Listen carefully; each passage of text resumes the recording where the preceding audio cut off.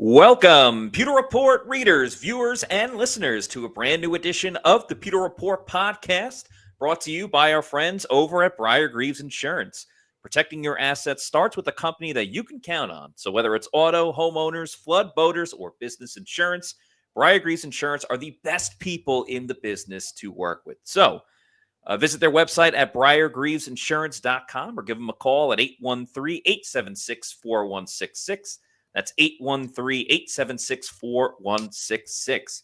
It is a Tuesday edition of the Pewter Report podcast. We got another fun one going on this afternoon. We did speak to a number of Bucs offensive coaches, including Josh Grisard, the offensive coordinator, Thad Lewis, the quarterbacks coach, the O-line, the running backs, every coach you could think of we spoke to today. So we'll go over a little recap of that, maybe post some videos of what Josh Grisard had to say. But most importantly, talk about this Bucs offensive group, this unit. Will they be better than last year? Will they be worse? Will they be right around the same? And what can we expect with the new offensive coordinator in Josh Grisard? We're going to talk about that all today. I'm your host, Matt Matera. Joined with me, a special guest, returning to the Pewter Report podcast. He's been on before, but very happy to have him on today as a co-host. It's Evan Winter from A to Z Sports. Evan, thank you so much for joining the show. How we doing? I'm doing great, Matt. Always a pleasure to be here, man, and hope everything's well on your end. Yeah, thank you very much. We like to have you on a couple of times a year, usually around this time, get your thoughts about everything. First of all, you got to be excited about Bucs Titans, that first preseason game, a chance to hopefully see Cam Ward, but also see the Bucs go up against a team that you see pretty up close and personal too.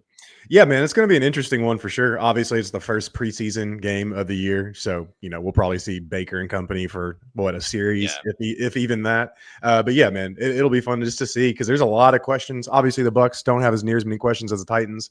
It'll be interesting to see just kind of how the early goings go, so to speak. Put the schedule on here for everybody to see in case they haven't seen the schedule just yet. But as far as the regular season goes, your overall thoughts, and I'll leave the schedule on here as well. And I don't expect everybody to, have the schedule tattooed into their memory. But your initial thoughts when the schedule came out in terms of what was maybe the most difficult, maybe the easiest part, your overall thoughts on the schedule for the Bucs in 2025. Yeah, I think so. The first thing right off the bat, and most people, I bet this was probably their first takeaway, 2 games on the road to open the season, 3 of the first 5. 2 of those 3 being pretty relatively decent teams in the Texans and the Seahawks. So obviously they have their own things to figure out.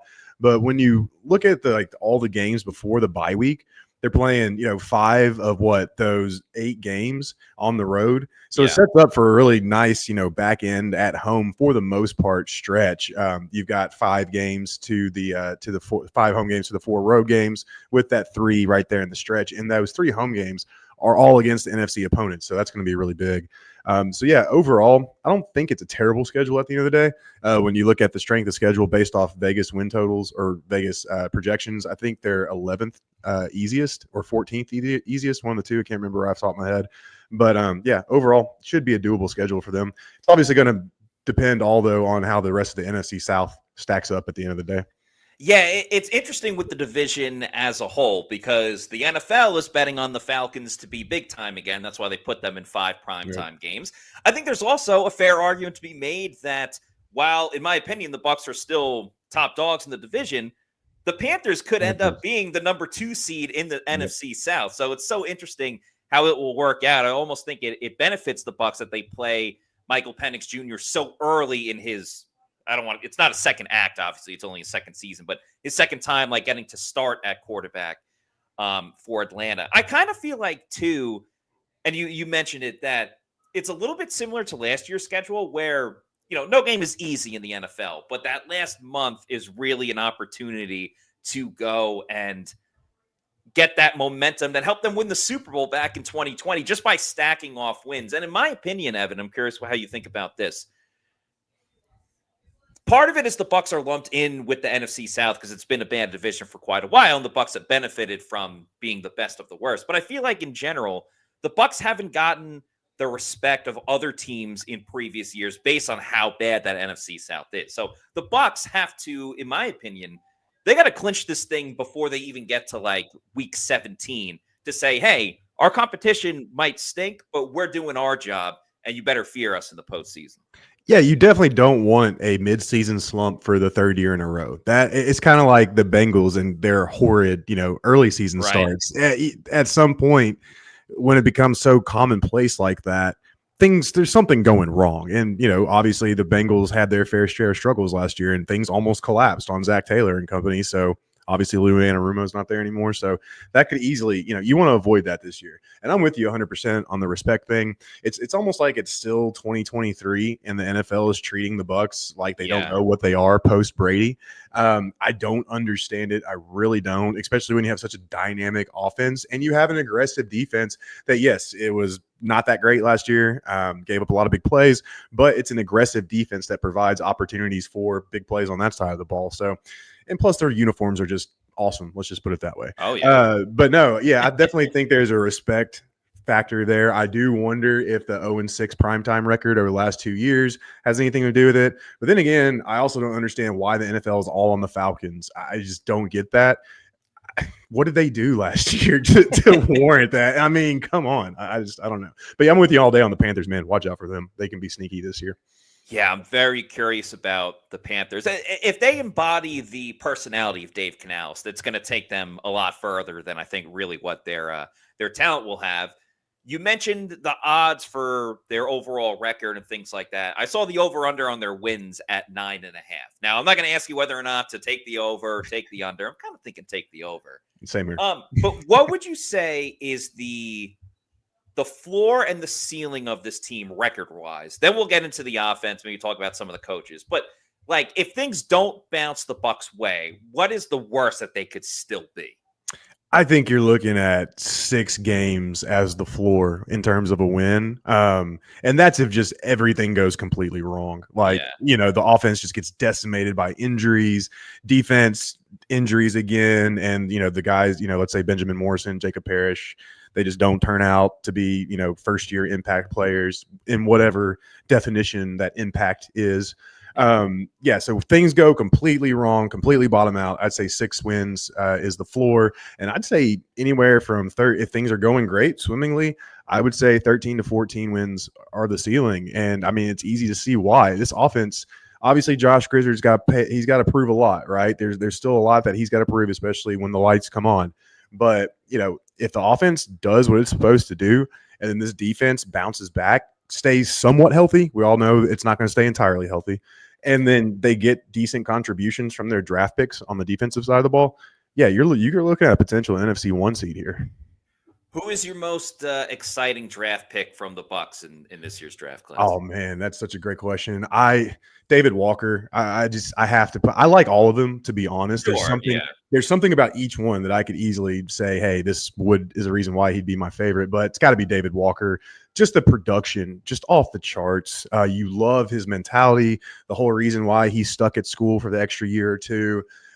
Just his whole approach to the game and just how serious and business oriented he is rather. David Walker's got to be my pick, and he's got a chance. Even though the Bucs have a crowded edge room, they don't have an established edge room. So he's got a path there to really play some meaningful snaps in 2025. Yeah, much like the schedule for the Bucs, like when it comes to the floor and the ceiling of the outside line, the outside linebackers, I feel like even if it's at its worst, it'll still be better than what it was last year, because you're looking at an unproven guy in David Walker. But I will say I was very impressed with, not just his interview when he got drafted and we had him over Zoom, but when we had him in person at the Bucs rookie minicamp. I thought it was really cool that he was like, I could have transferred, gotten 6 or 8 sacks anywhere else, which I admire the confidence in it. But to be like, so what? I go to a different school for 1 year. Like, what is my legacy? Like, they're going to build a statue of me one day. And he was saying it not in a cocky way, but certainly a believing in himself type of way. So between Walker trying to prove himself, Chris Braswell, who knows how he'll look like in year 2. We've seen some other guys, most notably on the offensive line, whether it's Luke Gedeke or Cody Mauch, be so as a rookie in year 1, where Gedeke, they had to move him entirely, and Mauch kind of progressed overall. But if Braswell can kind of tap into the year 2 growth that many of these other players have had, that completely changes the dynamic of this room. Then you look at Hassan Reddick. Will he be the Jets Hassan Reddick or the Eagles Hassan Reddick? If it's the latter, you're in a good spot. And then Yaya Diaby, even his floor isn't that bad either. So it's really a long way of saying that the Bucs outside linebacker room, while it's a little bit of a mystery, it could either be fantastic or they're going to be looking for new reinforcements a year later, just keep replenishing that position. Real quick, Hassan Reddick, how did you feel overall? Like, are you excited about Hassan Reddick? I'm sure you're excited, but are you more confident in Hassan Reddick becoming the guy that he was or going back to the guy that he was with the Eagles? Or do you think the ship has sailed based on what happened last year for him? Yeah, so I'm excited about the thought of Hassan Reddick. Not so much excited about him, the physical Hassan Reddick actually being around. And last year was just such a weird year for him. There's a lot of finger pointing. Our Jets writer who follows the team, as closely as any Jets person out there, he made quite a compelling argument that a lot of it was on Hassan Reddick. For instance, just like right off the bat, I'm not going to go full into the details, but they bring him in and they trade John Franklin Myers, and then all of a sudden that's kind of what ignited the whole entire saga, so to speak, is because now all of a sudden Hassan viewed himself as the guy and he wanted to get paid as such, even just a bunch of other stuff. Anyways,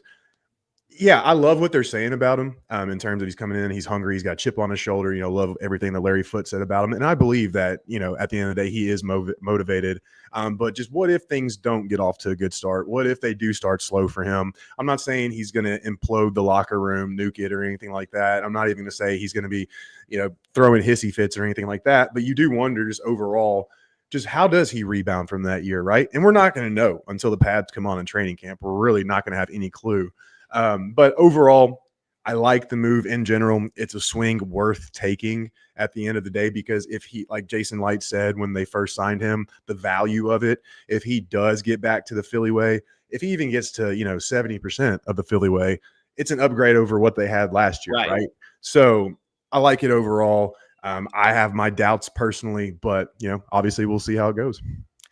Yeah, that's true. I kind of feel like it's a one and done for him in 2 instances, because either he doesn't live up to the hype and the Bucs aren't going to re-sign him for the amount of money that it costs, or he's going to live up to the hype and do even more. And it's like, all right, well, now the Bucs can't pay him anymore because he's going to be worth so much money. So this year, in my opinion, is as big of a deal to Hassan Reddick as it is with the Tampa Bay Buccaneers. Like, Hassan Reddick needs the Bucs as much as Tampa Bay does. It's not like the Bucs came begging hat in hand for Hassan Reddick to show up. Like, he needed a place to be as well. That was the case for Baker Mayfield a couple of seasons ago, and now there's no question that Tampa Bay is his home. We got to speak to Thad Lewis today. Of course, Josh Grisard, the Bucs offensive coordinator, as well. Thad Lewis has worked with him, I think, every single year that Baker's been in Tampa. He's been through a couple of regimes now. This is the second year that Josh Grisard and Baker are working together. The first year with Josh Grisard as the overall play caller. But man, it's an interesting spot for Josh Grisard, right, Evan? Because you come into a team that you have every single toy you want to play with. You have established veterans, you have great young up and coming players, and everybody's returning. The continuity is there. But at the same time, they were top 5 in offense. How much better do you totally get? That's a lot to put on the plate of somebody that hasn't even called plays in the NFL yet. Yeah, he's never even ran in an offense at any kind of level of football in terms of a solo capacity like he would be doing as offensive coordinator. Obviously, a smart guy. Graduated from Yale, worked his way up with the Dolphins in the NFL. Had a couple of stops before then. So he's obviously a smart, capable guy. And you look at the Bucs' third down package, historic. Last year in terms of, team relations, so on and so forth. Yeah, but you're absolutely right. It's so funny when you get to that pinnacle in the NFL, like that elite tier, anything below that can be considered a disappointment, right? Whether it's fair or unfair, the slightest thing can be a little bit different from last year that just makes the rushing attack a little bit less efficient. And people all of a sudden are just like, oh no, this we're moving backwards. What's going on? Whenever it's really just about how you get it done, the process involved, and overall the consistency. So I really liked his answers on how he improves, or takes the offense, keeps it sustaining, possibly takes it to the next level in terms of the fundamentals and the technique are already in place because they got put in place last year for the incumbents, the guys that are still around. Yeah. So it's all about sharpening those, right, and getting better, and then teaching the new guys like Emeka, like Tez, others, that teaching them how to get the fundamentals down a lot quicker, and then they can build off of that. So I do find it very interesting, the position that Grisard is in. I mean, I think anybody would. But at the end of the day, you got to like what they've got around him. And the fact that he worked on the third down packages last year, helped in the 2-minute red zone, all that stuff, that's huge because that's situational football, right? That's where games are won and lost. So to have already that in place, I think can have a nice trickle down effect for him at the end of the day. But yeah, you got to like the situation that he's in. I could not agree with you more about the fact that he was in charge of the third downs last year, and the fact that the Bucs were the best in the league at third down conversion, getting the job done. Because if you're taking somebody that had the most success in one spot, I can't imagine there's going to be that much of a drop off. So I guess my next question to you with Grisard is, how does he get the best out of Baker Mayfield? Because I know last year, while I was happy with the contract, I was very happy for Baker specifically to get all of that money. There was part of me that is thinking in my head, well, how does he top what he did in 2023? And boy, was I proven wrong, because he damn well topped it and even more with a fantastic year last year. But I guess the question again becomes, how much better can Baker Mayfield be, and how much does some of these new additions at the wide receiver really help him get to that next spot? I think with Baker, the key to taking the next step, less is more, honestly. And they've touched on it today. Grisard mentioned how he kind of plays like a UFC fighter and he'll take some extra hits. Thad mentioned how he'll make he mentioned specifically, he was asked about the Nick Bosa, the play that's going to live in Bucs infamy probably for the next 20 years. He was asked about that. How do you corral that play versus, you don't want to coach that out of Baker, right? And I thought that had a great response. He said that was a gotta have it moment. So that is the perfect way to compartmentalize for Baker those moments, to not remove it from his game, but to find a way to tap into it in an effective and efficient manner. And by telling him, Baker, we don't need you to, stiff arm this defensive lineman on 2nd and 15 when it's 2nd and 15 in the first quarter or whatever it might be. But if it's 3rd and 7 with 3 minutes left, lower your shoulder and knock the crap out of them. Whatever it might be. Let's make it the left shoulder, not the right shoulder, but you get what I'm saying. But either way, I think that's a great way to compartmentalize things. And I think that's how Baker takes that next step. I mean, we all remember the botched handoff against the Commanders, even though, that was mostly on Graham Barton. That's all been put out there and whatnot. It's just those situations that getting rid of those turnovers, things like that. I think that's how Baker takes the next step. And if he can cut down on those kinds of plays, I mean, dude, I think you're going to see an all-pro at the end of the day. I would love for Baker this year. Now, ultimately, the end goal, of course, is to make the Super Bowl and win it and, go to Disneyland and all that stuff, which is easier if you are a Florida team. You're in that area anyway. So I agree with the overall, kind of keep it simple, stupid type of thing. But I'm with you. I loved what Thad Lewis had to say, because usually a lot of times you ask the coaches about a certain player, and of course they immediately go positive, as you should. You should be hyping up your own guys. But he wasn't just Baker's perfect, no notes, let's not change anything. I love the fact, because I do it sometimes too. If I'm watching a game and if I'm not in the press box, I'm kind of slide, get out of bounds, whatever the case may be. But when does it turn too much into, you don't want to, take the stripes off of the tiger, if you will, because part of what makes Baker so all-encompassing is that UFC fighter mentality.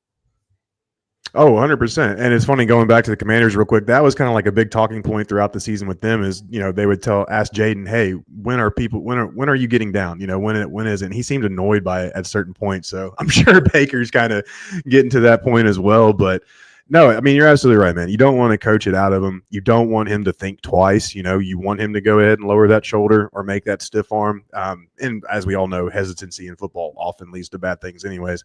So it's definitely a fine line, but I really like how they illustrated that. And I think, if you that and also compartmentalizing it in the gotta have it moments. There's so many plays you could argue in a football game that might not seem like a gotta have it moment, but it is a gotta have it moment. So I think that opens up the playbook too, quote unquote playbook, in terms of having that kind of style of play. I think Grisard will be able to get the best out of Baker Mayfield. I think, one, because he's a genius. He went to Yale. He's seen so many different offenses now. I'm curious how much of the Dolphins type of offense we're going to see now. Yes.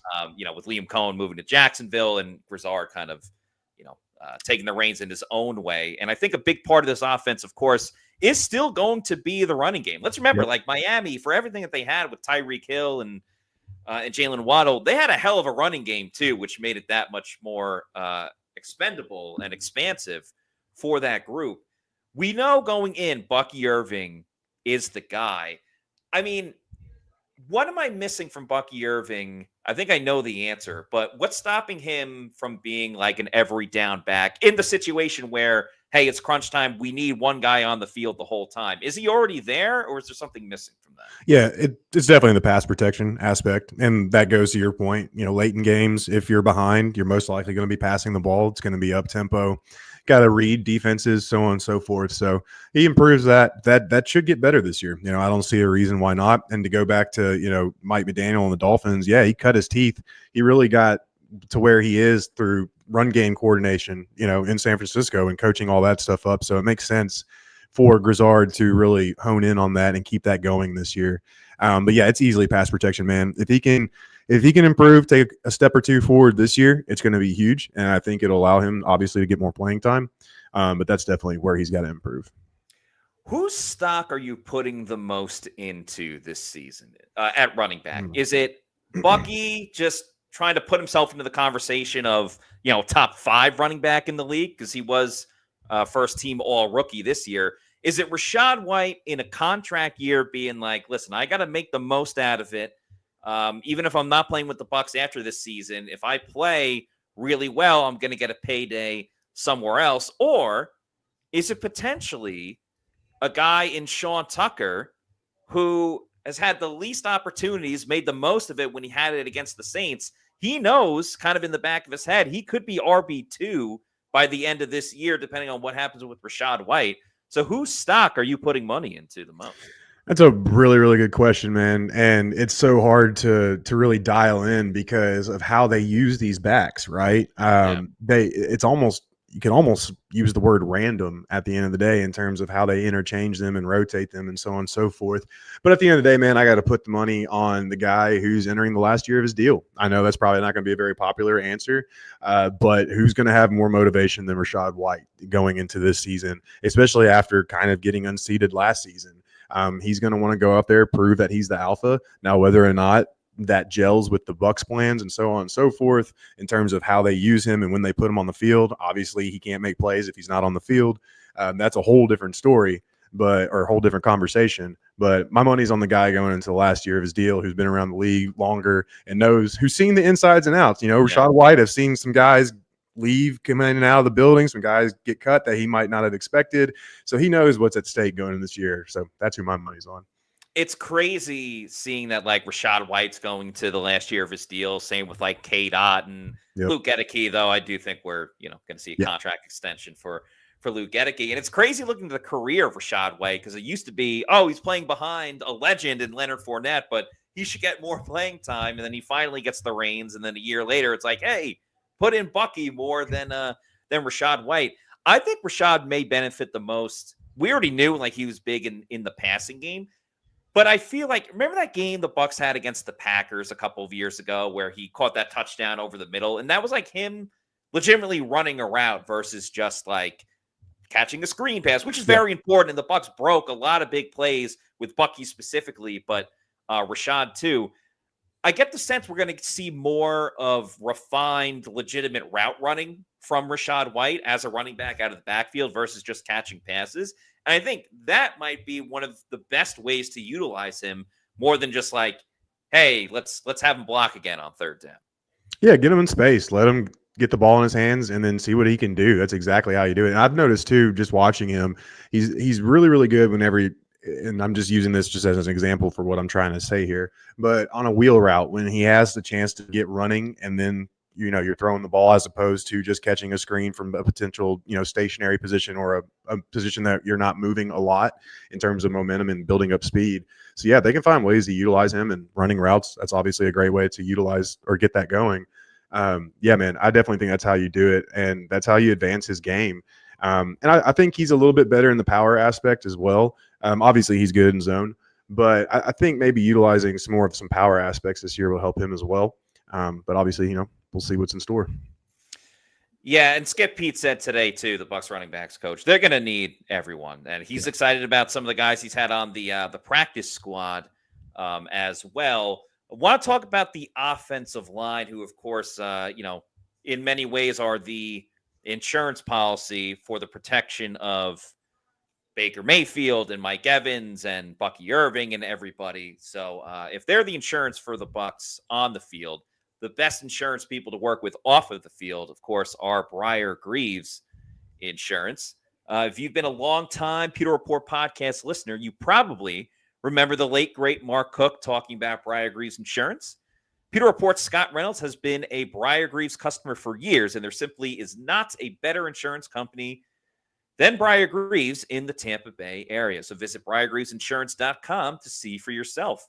Briar Greaves Insurance is family-owned, and their main goal is helping people. They want to help people find the right insurance policy for you and your family. So whether it's home or auto, boating insurance, or business insurance, turn to Briar Greaves and find out why their personal touch and customer service sets them apart. The days of waiting on hold to speak with an insurance representative that you don't even know are over. With Briar Greaves Insurance, you'll have a relationship with your agent who can answer your questions and advise you on the best policies. As 2 recent hurricanes have shown all of us that live in the Tampa Bay area, there is a cost to living in paradise. Briar Greaves can help make sure you have the right hurricane and flood insurance to make sure you and your home are protected. Visit BriarGreavesInsurance.com today. That's Briar, B-R-I-E-R, Greaves, G-R-I-E-V-E-S, or call their office today at 813-876-4166. That's 813-876-4166. Tell them that Pewter Report sent you. All right. For those just tuning in, we're on with Evan Winter from A to Z Sports, the managing editor of the website. A couple of big announcements you guys just made with some new hires and everything like that. One thing that is staying the same, though, is the Bucs offensive line. They kept everybody intact from last season. And if they do end up getting a contract extension from Luke Gedeke, they're going to have all of these guys under contract for several seasons, Evan, not just one and done flash in the pan. Absolutely huge. And as somebody who's, followed this team since the mid-90s, I've seen plenty of bad offensive lines. And I mean, honestly, I kind of learned what a bad offensive line is from following this team. But anyways, with all that said, since 2020, sky's been the limit in terms of the front five, and it's even better than it's ever been before. And it's just really cool to see this unit just come together as quickly as it did. This was the first year for 2 of these 5 guys playing together and those are really big spots in terms of center and the guard spot. So to see them come together as quickly as they did and to have that together is so big. I mean, you can't overstate it, honestly, at the end of the day, because this is to me, the offensive line is the most important position group in football, outside of quarterback, obviously. You got to have it up front in order to make things happen, especially in this day and age. And the Bucs have 5 guys, 4 of them with Pro Bowl potential. I do think Bredesen is a very solid player. He's a good player. I don't think necessarily he's ever going to get a Pro Bowl nod. I hope he proves me wrong. But 4 out of 5 Pro Bowl potential, excellent guys, and they can do it all: run, power, pass block. I mean, it's all there. It's almost shocking that Jason Light didn't go with an offensive lineman in this year's draft. I'm sure he was still jonesing to later on. He got him a good UDFA though, so I guess that's exactly. A couple of UDFAs.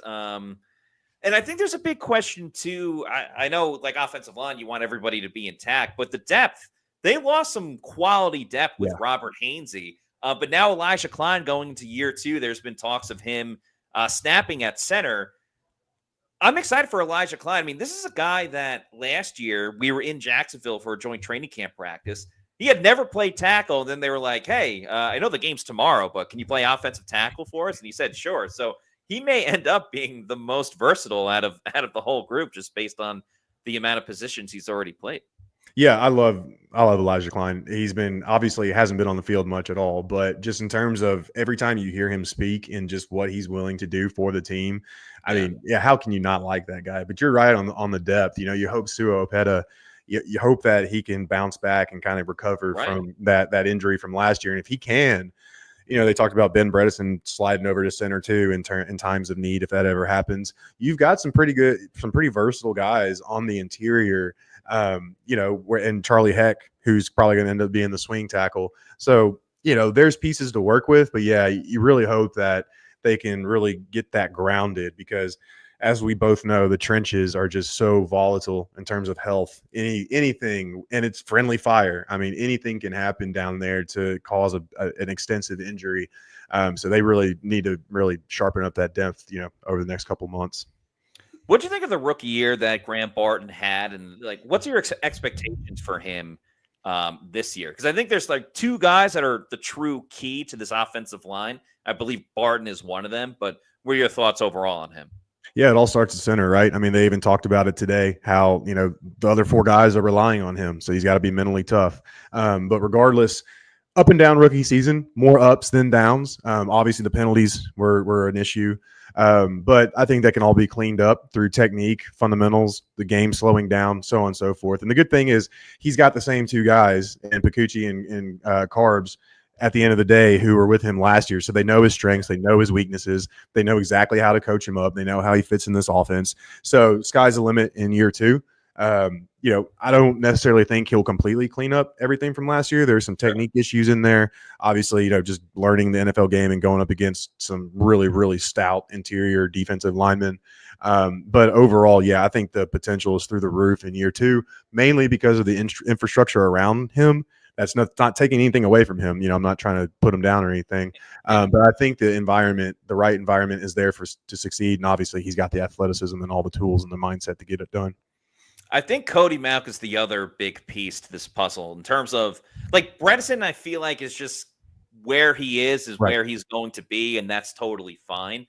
But Cody Mauch, I think, has started to build a little more attitude. The way Luke Gedeke was able to get into people's faces, I think Mauch, while still a fun-loving guy off the field, the same way that Luke Gedeke is, I think this is the true year he's going to embrace it.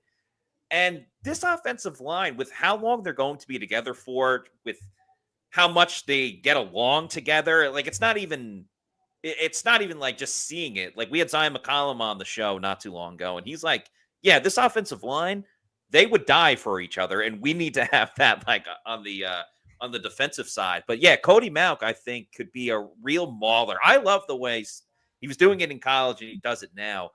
When he gets the timing right of getting off his blocker at the line of scrimmage and going full steam ahead at an inside linebacker or just really any defensive player on the second or third level, he does it with such a special tenacity that not everybody else does. So I hope he can continue to do that.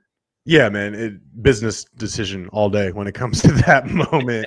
And yeah, you got to love just the tenacity he plays with, like you said. And I can't remember if it's Pacucci or Carbs, but they specifically commented on it today too, just about how he just approaches the game the right way.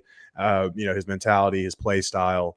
And yeah, you know, it'd be nice to have another ginger enforcer on the offensive line. I'm not gonna lie. There you go.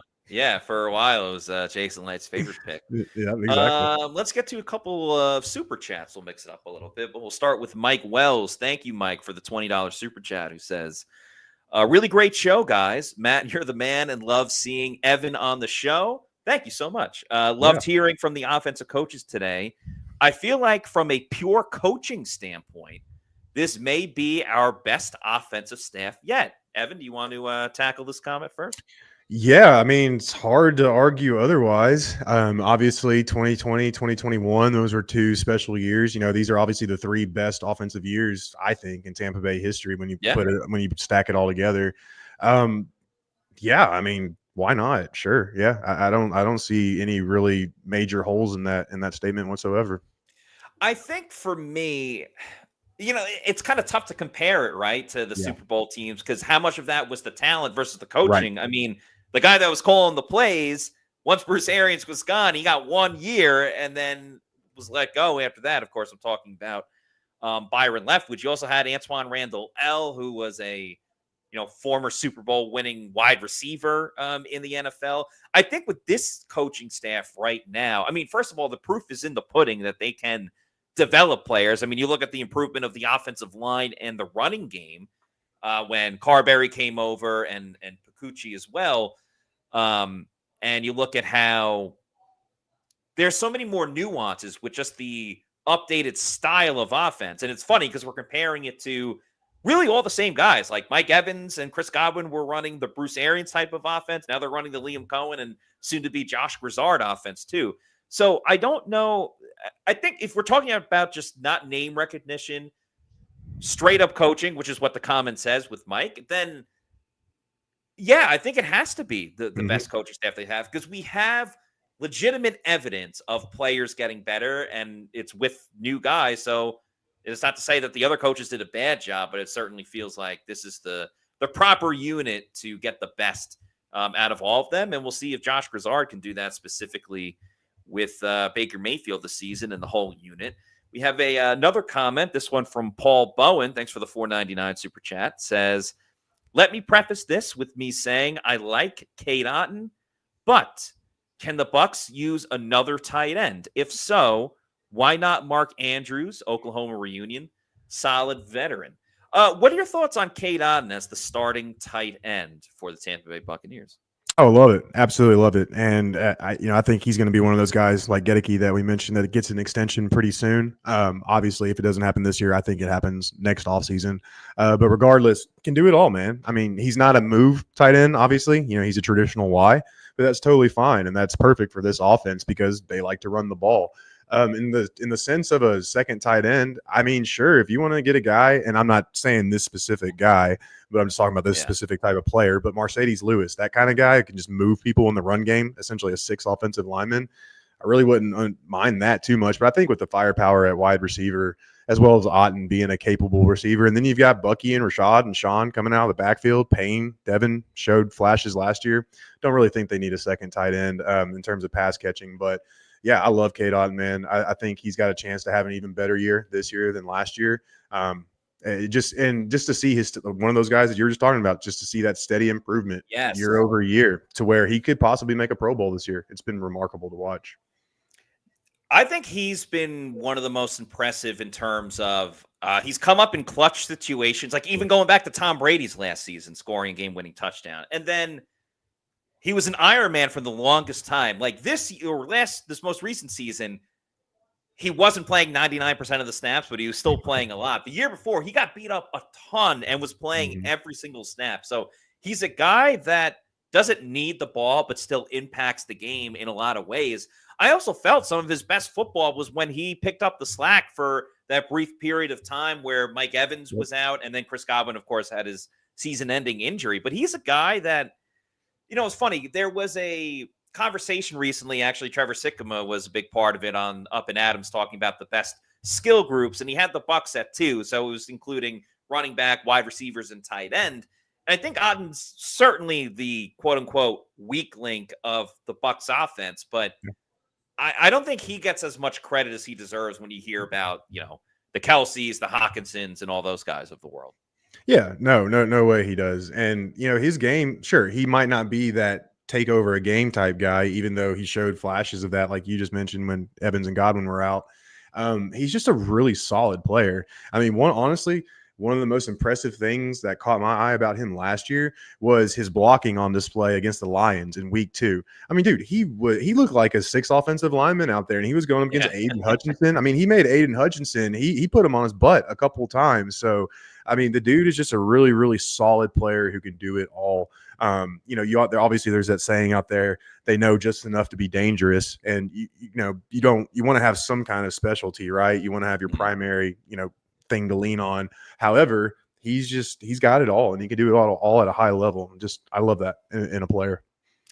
And then Payne Durham, I like him as a red zone threat. Like, to me, he's the biggest carbon copy of what Cam Brate was for this team. And sure, you don't go into drafting a player being like, we want him to be the next Cam Brate.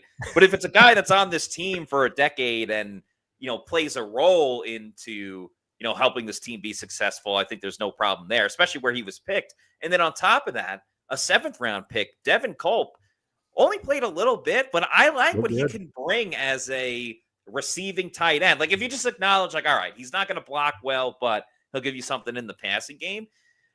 I think it's interesting the Bucs didn't go after a tight end, but as you kind of said at the beginning, when you have all these other weapons, like, how often are you really going to be needing 2 tight ends on the field? Yeah, and and another thing that maybe might incline them to get a second tight end, you got to kind of wonder about Keith going into this year. I love the dude, don't get me wrong, but he's kind of hit a ceiling, it seems like. Plus, he played a career low offensive snaps last year, so it seems like the candle might kind of be flaming out on that. If they make a move there, I can see why. But yeah, overall, unless they just want a big smasher in the run game, to go 12 personnel at times and whatnot, I don't really think they need to go that route at the end of the day. To me, like, if Keith's not on this team, no offense to Keith, but I'm not exactly gonna lose sleep over it. It is one of those, like, all right, help out the redhead group for sure. They've had that in a while with Tampa Bay, but like, you could, in my opinion, you could find maybe a more okay on his feet type of offensive lineman to line up in the backfield, or just use Vita Vea and goal line, when you're over there too. So I hate that the fullback is a dying breed, though. I know this is a separate conversation, but like Kyle's Juszczyk, I'm a big fan of. Just Patrick Ricard. Yeah, exactly. Like, there's still a place for fullbacks in the NFL, and hopefully they get a renaissance or a renaissance the same way that running backs have in the past couple of years. But we'll get to another super chat. This one from Mike Wells. Thank you, Mike, for the $10 super chat. It says, pumped for OTAs coming up, guys, with Grizz really getting to put this thing together. Do you think Grizz may implement a little more of a vertical passing game from his days at Miami? He's certainly going to scheme guys to get open deep down the field. Now, not everybody has the Tyreek Hill type of blazing speed, but I think the Bucs want more of the big plays, splash plays, and more ways for their receivers to get up the field instead of having their back face towards like where the defender is, where they can't really, get more room up the field. But you recently had an article about Josh Grisard and some of the changes that may be coming to Tampa Bay on offense. You want to explain about that a little bit more? Yeah, and that's honestly, I think that's one way. He talked today about keeping things kind of the same, so to speak, but then also getting Liam's fingerprints off the playbook. And now these weren't his exact words. This is what I'm saying, but paraphrasing. But getting Liam's fingerprints off the playbook and getting his own on there and making it, kind of his own product at the end of the day. And I think that's exactly how he's going to do it, or at least one of the ways he's going to do it. He's going to install more vertical concepts. When you look at what these receivers are capable of, they're all chess pieces. I mean, we've seen it over the last couple of years, especially Mike has been playing more in the slot. He's been getting more action out of the slot. Chris, we all know, can play wherever, throw him out at tackle and he'll probably make a catch there or something. But then you got Jalen, who can, inside, outside, even though he's more of an outside guy. And then obviously Emeka, and then Sterling. I mean, there's just so many different options. And I think the demand that these guys are going to command from the opposing defenses, Josh is going to see that with the running game being what it is. They're going to try to load the box on certain downs, whatever that is. I think he's going to be able to really corral all of this and install more vertical concepts to where it spreads the defense out even more than probably what they're planning on going into this year. And he's got the personnel. He's got the guys to do it. Why not take it? obviously we saw, especially in the first couple of games last year, Baker and Jalen were off on the deep ball, especially in the Commanders game, that one throw that, just kind of sailed out of over Jalen's head. So might be some kinks to work out in the beginning.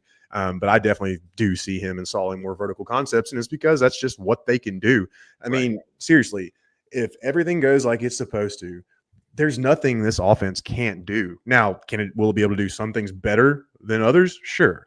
But there's not going to be anything that this offense can't do if things go the way it's supposed to. The only thing they wouldn't be able to do is probably decide quickly on what type of food to have over at Walk-Ons, because there are so many fantastic options. Yeah, so what happened out there tonight? We struck out at home with leftovers, then we remembered Walk-Ons. What effect did the situation have? Spirit soared. Nick took on a burger. Jen obliterated her ribeye po' boy. And speaking of spirits, Laura even scored a real tasty cocktail. She needed that. Any lessons learned today? Yeah. Head straight to Walk-Ons. Scratch-made dishes, wall-to-wall TVs, craft beers, and cocktails. Walk-Ons for the win. We are right in the big moments of the playoffs in the NHL and the NBA. You have golf, the PGA Championship just happened. You still have golf all summer. Some UFC fights are coming up. There's no better place to go and watch sports than over at Walk-Ons. There are 3 in the Tampa Bay area, one over in Lakeland, another in Wesley Chapel, and a third in Midtown Tampa, not far from where I live, not far from Raymond James Stadium either. They have happy hour Monday through Fridays, tons of awesome deals, domestic pints for $3.99. You can get $8 boneless wings or cheeseburger slides. There's nothing bad on the menu, all fantastic, great drink menu as well. So eat like a winner and drink like a champ over at Walk-Ons. Want to ask Evan about these rookie wide receivers too. I know we spoke a little bit about them, but what was your initial reaction when they went with Emeka Egbuka in round 1, knowing the defensive players that were on the board, and then they rounded out as well with Tez Johnson in round 7, and that guy, just from a press conference standpoint, is an absolute electric factory. Yeah, I would be lying if I said I wasn't surprised. I mean, even with Todd Bowles' comments, during the spring meetings or the owners' meetings, which I always get the 2 labels confused. But, where he talked about if there's the right offensive guy there, I'm not going to pass on him, even with all the defensive needs. I mean, he kind of, let us know, hey, this is a real thing. But even then, it was still surprising. Especially we had some good inside info on Maxwell Hairston and, the Bucs, their desire to get him. So that added to the surprise. Regardless, though, love the pick. When you really zoom out and look at it and think about it, it's an excellent pick. And not only should it work out in the short term, it should mean big things for the long term in terms of just the position group and then roster construction in general, especially as Baker continues to play the way he's playing. It's going to get paid again within the next couple of years. And then when it comes to Tez Johnson, man, love the return ability. Love his attitude. Everything the dude said since he's gotten here has just been awesome. Really hoping, he's a 7th round pick though, so roster spot's not a guarantee. But either way, I think he brings some nice juice and a nice, some young blood, to the room. And I think he's going to really reinvigorate guys like Mike and Chris Godwin. If anything, it pushes some guys for those last roster spots, whether it's Sterling Shepard, who I think is going to be on the practice squad regardless because, well, let's face it, he's friends with Baker Mayfield, and I don't think there's anything wrong with keeping your quarterback happy. We've seen it with LeBron for years. He'll get one of his friends to, be the last guy on the bench for his teams. But that's a different sport. People are here for the Tampa Bay Buccaneers. I think like Rakim Jarrett is another guy, and Trey Palmer too really is a big one that probably in jeopardy this year, and it becomes who makes that practice squad versus who's going to be dressed every game. Yeah, and you look at Sterling last year, came up really big in some moments, but then he had those drops, over the series of 3 or 4 games there that were just, kind of like, dude, what is going on? They like Rock a lot. It's just being healthy or staying healthy has been his problem. And then, honestly, the guy with the most on the line going into the summer is easily Trey Palmer. I mean, last year was just a big step back in terms of his progression and what his role was on the team. And it's going to be interesting to see how he handles things going through. And I don't mean from like a mental standpoint. I'm just talking about, practice field, preseason and during a game type perspective. But yeah, absolutely love what they've done with the receiver core. And, if they have another situation where Godwin and Evans go down again, sure, you don't want that to happen. But now you've got two viable options instead of just one in Jalen and Emeka, as opposed to last year. Yeah, exactly. There's not going to be that situation again. Well, I mean, you never know. We saw it with the secondary, but the odds of like the top 4 receivers all going down all at the same time is very unlikely. So you feel better about it with Buka, and we'll see what happens with Tez Johnson as well. Some differences of opinion. Bat W says Tez may be the steal of the draft, and Realtor David Zussman says Tez was a bad pick. So that's the beauty of sports, is that everybody's entitled to their opinion, and some will think it's great, others will think it's terrible as well, which I don't think either of those are going to be terrible by any means. Just a scheduling update for everybody. Tomorrow, we are going to talk about some of the second-year players for the Buccaneers, which second-year Bucs must improve the most. I think Chris Braswell is near the tippy top of it, but we'll talk about all of the second-year players for the Tampa Bay Buccaneers. And then on not tomorrow's Wednesday, but the following Wednesday, a week from now, Bucs general manager Jason Light is joining the show at 4:00. We'll have an OTA practice the day before, but then Jason can update us on the following practice the next day, and we'll get his thoughts about the roster and everything else. So always a lot of fun having him on as well. Evan, one more thing to ask you. I know it's early, but you don't have to give it an exact number, but how far do you see the Bucs going this year? Like, what's their regular season record going to be? Is the Super Bowl window open for the Bucs, I guess is what I'll ask you. Ooh, Super Bowl window open. Too many questions on defense to say it's open right now. Obviously, things can change, but I do believe they can definitely. I don't think they're in the NFC elite tier. I think they're knocking right on the door. They've got just a few more things they got to prove. But I do think they can easily climb into that elite tier this year. As I mentioned earlier, potential NFC number 1 seed, depending on how things shake out. But regardless, yes, I do think they can break into the elite tier. I do think they can make a deep playoff run. I don't quite see the Super Bowl window being open just yet, though. Do you think it's 2 seasons from now? Like, if the defense kind of takes another step and the offense continues to do what it does, 2 years. Right. Yeah, because we just mentioned the offensive line is going to be back next year, right? Mike's not going to be under contract, but all the other receivers are. Rashad, maybe not. Cade, maybe not. Cade should be back. But the majority of this group should be back next year on offense. Yeah, and if Benjamin Morrison, Jacob Parrish, even Elijah Roberts, David Walker, they all take some steps. And who knows with Hassan Reddick? Maybe he will be back next year. Regardless, if they can make an immediate impact, give us that, those flashes and give us that vision for the next year, then yes, they could definitely be Super Bowl contenders in 2026. I think they're just a little short right now. Yeah, I kind of fluctuate between this season and next season. I think if everything goes right, they can reach that Super Bowl, but next year certainly feels like might be the year where they trade a little bit more to make sure that they certainly go all in. I think a good way to put it would be if things go not absolutely right, because there's no absolutes in football. We all know that.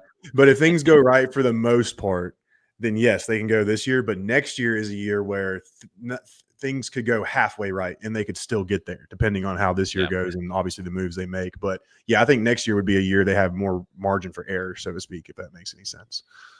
Well, Evan, you've been very gracious with your time. I really appreciate you coming on the show. You can follow Evan Winter, everybody, at Evan_A to Z. And why don't you tell everyone real quick what's coming up at A to Z Sports, things that they should be paying attention to? Yeah, so prepping for season 4, year 3 of covering all 32 NFL teams. We just branched out to college last season. It went incredibly well. We brought on 11 teams, so we're expanding to about 5 or 6 markets in the college field this year. A lot of good stuff. I just have to brag. We brought on Kyle Krabs, one of our biggest hires in recent memory. So he's going to be helping us head up a lot of NFL-wide content. So we're dipping into that too. A lot of exciting times. So yeah, be sure to check us out whenever y'all can. Yeah, everybody, make sure you check out all of this work over at A to Z Sports. That was the big announcement I was referencing. So you guys do a ton of great work over there. Evan, thank you so much for joining the show. We appreciate it. Of course, always a pleasure. All right, let's hear a message from our friends over at Immunity Financial before we check out. At A-Muni Financial, we help you live in the now. Congratulations. We're so happy for you. Thank you. And even though the now may feel very different, you still need to plan for the future. How's retirement treating you? Oh, just fantastic. I know I say it all the time, but you really got to come up to Colorado. Let's do it. All right. Yeah. We can help you develop that plan to keep you on track, so you can still prepare for tomorrow, today. A-Muni Financial. Plan ahead, stay ahead. That's right. Immuni Financial has proudly been serving clients across the country since 1980. They can help you with a number of things like investment banking, annuity sales and trading, and much more. If you want to set up a college account for your kid, if they want to go to college, you can do so over at Immuni Financial. They have offices all over, not just in Tampa, not just in Colorado. You can be in Connecticut, Oklahoma, Tennessee, out west in Washington, Nevada, all over the continental U.S. So give Immuni Financial a call and see how they can help you. Also, want to get to some video real quick from today. We'll start with Josh Grisard and how it's been going, installing some of his offseason plans. How do you feel about putting things together, installing things the way you want to? Yeah, I feel really good about it. From the start, just making sure the staff was in place and getting all that in order. And then going through the NFL free agency and attacking that, moving on to the college draft and being able to come away with Mech and Teza, that was great. And then having the guys here and being able to get into the installs and actually be out on the field. And not that we're going against the defense quite yet, but just getting the conditioning down. We've harped on these guys running as much as possible and grinding it out, and they've done an unbelievable job so far. So everything's been good. Looking forward to OTAs and being able to go against the defense a little bit. But no, it's been great up to this point. And then there was Thad Lewis, who likes Baker Mayfield, but wants to stop one thing in his game. A few terminology, a few things, make something better, improvements. But for a quarterback to succeed and thrive, he has to have the same system, speaking the same language. This will be his first time doing that in 3 years, so for 2 years in a row having the same system. So I look for him to excel, and to master it. And now you can give the quarterback ownership because he's doing the same thing that he's done the year before. So that helps the offense out, especially the guy that's touching the ball every time, to be able to teach the guys and see things of how he wanted, and just go out there and play to the best of his ability. What have you learned about Baker over the years now that you've worked with him? He has a chip on his shoulder no matter what, good, bad, indifferent. He's always out to prove himself, but he's his own worst enemy, right? I just got to get him out of harm's way. I like his competitive nature, but I don't like it to the expense where he keep getting hit and he won't be available. He's getting older, he turned 30, so I joke with him now, welcome to the 30 club. You're older now, so the hits you took when in your 20s, might affect you a little different in your 30s. So, just to get him to start being smart, take less hits, throw it away, maybe get down, and only, be competitive in situations called gotta have it situations, first down, touchdown, end of the game, things like that. So, but I love him to death. I wouldn't trade him for nothing for his competitive nature. That's the. I hear him on taking those hits over 30. So a lot of good stuff from the Bucs coaches today. We'll be posting out more videos on our social media, written content on pewterreport.com as well. Tomorrow's episode at 4 p.m., which Bucs second-year player needs to improve the most? We'll be talking about that. We'll have a Thursday show as well and a Pewter Insider. So in the meantime, if you're not already doing so, please follow us on all of our social media on X, Facebook, and Instagram. We are at Pewter Report, and our YouTube channel is Pewter Report TV. Please like and subscribe. Leave a comment on this video as well. We're very close to 19,000 subscribers, and would love if you could all follow us if you're not already doing so.